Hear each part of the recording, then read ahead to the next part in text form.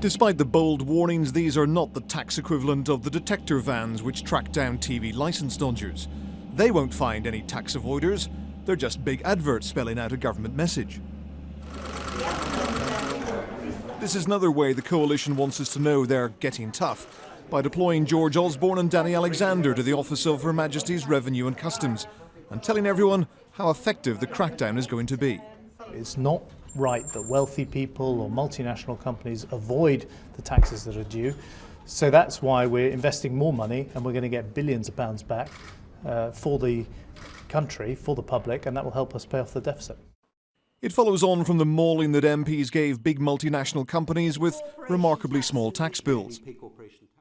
Last year, Starbucks paid no corporation tax despite UK sales of nearly £400 million. Google's UK unit had UK revenues of a similar amount and paid £6 million to the Treasury, while Amazon had a UK turnover of £207 million and paid just £1.8 million in tax. But these companies were not breaking any laws. So tax experts say it's a bit like the police being told to get tough on drivers who stick to the speed limit. If there is stuff going on at the moment that's perfectly legal, that George Osborne and Danny Alexander think should be illegal, change the law. You don't actually enforce a clampdown on legal activity. So I think this is quite a lot of grandstanding, quite a lot of headline grabbing, but is not going to do the remotest thing to actually close the deficit. Starbucks have said they will revise their tax affairs voluntarily, but not because they fear prosecution. They're responding to negative publicity, a bit like when the comedian Jimmy Carr, who coincidentally was once hired by Starbucks to advertise their wares, opted to withdraw from a legal tax avoidance scheme. Hi, hello. In their own way, the Treasury are also responding to public pressure to do something. They're hiring more inspectors to dig around.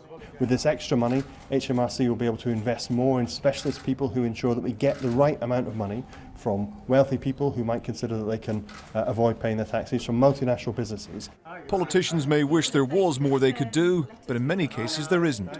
I think there are things this government can do today and in the short term which would ensure that all these global companies actually only pay their fair share, and that fair share is based on the profits they make for the activity they undertake here. There's a serious problem here, which is that European Union law actually says that you only need to have this one base across the EU.